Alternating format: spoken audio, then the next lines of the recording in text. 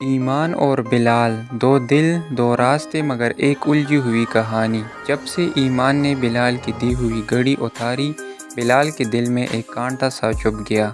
وہ گھڑی صرف وقت کا پتہ دینے والا آلہ نہیں تھی، بلکہ بلال کی محبت، اس کا اعتماد اور اس کی امید تھی۔ اور جب ایمان نے وہ گھڑی واپس کر دی تو جیسے بلال کی امیدیں بھی واپس کر دی گئی۔ بلال کے چہرے پر چھائی مایوسی ہر کسی کو صاف دکھائی دیتی ہے۔ اگلے دن جب ایمان دفتر آتی ہے، بلال اس کی طرف دیکھے بغیر گزر جاتا ہے، جیسے اب اس کی موجودگی کوئی معنی نہیں رکھتی۔ لیکن عشق کب خاموش بیٹھتا ہے۔ ایمان دل میں ندامت لیے بلال کو آواز دیتی ہے، بلال مجھے تم سے معافی مانگنی ہے۔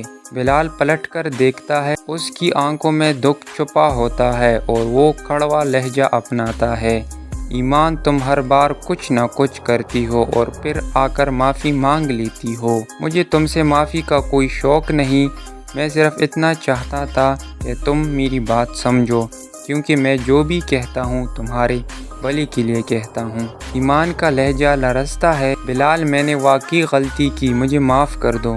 بلال کی آنکھیں بھیگنے لگتی ہے اور وہ درد بھری آواز میں کہتا ہے، نہیں، غلطی میری تھی کہ میں تم سے محبت کر بیٹھا۔ ایمان کچھ کہنے ہی والی ہوتی ہے، شاید دل کی بات لبوں پر آنے ہی والی تھی، مگر بلال جلدی سے بول اٹھتا ہے، ہاں تم مجھ سے نفرت کرتی ہو اور میں تمہیں مجبور بھی نہیں کر رہا کہ مجھ سے محبت کرو۔ یہ کہہ کر وہ وہاں سے چلا جاتا ہے، دل میں ٹوٹے خواب اور آنکھوں میں بے یقینی لیے، کیونکہ اسے سب سے زیادہ تکلیف اس بات کی ہے کہ ایمان نے اس پر بھروسہ نہیں کیا۔ دوسری طرف قانون کا شکنجہ تنگ ہو رہا ہے۔ پولیس اچانک احد کو گرفتار کرنے پہنچتی ہے۔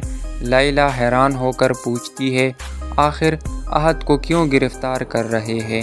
پولیس افسر کا دو ٹوک جواب آتا ہے، آپ کے گودام سے حرام جانور برآمد ہوئے ہیں اور وہی ہوئے حالیہ دھماکے کی تفتیش کے لیے ہم احد کو لے جا رہے ہیں۔ لیلی اور احد اپنی صفائیاں پیش کرتے ہیں، مگر قانون کے ہاتھ جذبات نہیں سمجھتے۔ احد کو گاڑی میں بٹھایا جاتا ہے اور لیلی بے بسی سے دیکھتی رہ جاتی ہے۔ اسی اثنا میں زارا ایک نیا طوفان لیے ایمان کے گھر آتی ہے۔ زارا جو اپنی شادی بچانے کی آخری کوشش کر رہی ہے، ایمان کے قدموں میں بیٹھ جاتی ہے۔ ایمان، احد تم سے بہت محبت کرتا ہے، پلیز اس سے شادی کر لو۔ ایمان کا چہرہ غصے سے سرخ ہو جاتا ہے، یہ میری زندگی ہے، تم سب لوگ کیا چاہتے ہو، میں اپنی مرضی سے شادی نہیں کر سکتی۔ زارا کی اگلی بات ایمان کے کانوں میں زہر گھول دیتی ہے، اگر تم نے بلال سے شادی کی تو تیمور تمہیں کبھی نہیں چھوڑے گا، اور بتاؤ کیا بلال تیمور کو مار سکتا ہے؟ یہ سنتی ہی ایمان کے لبوں پہ طنزیہ مسکراہٹ آ جاتی ہے، کیا بلال تیمور کو مار سکتا ہے؟ یہ سوال شاید ایمان کے دل میں کچھ اور ہی بٹھا جاتا ہے۔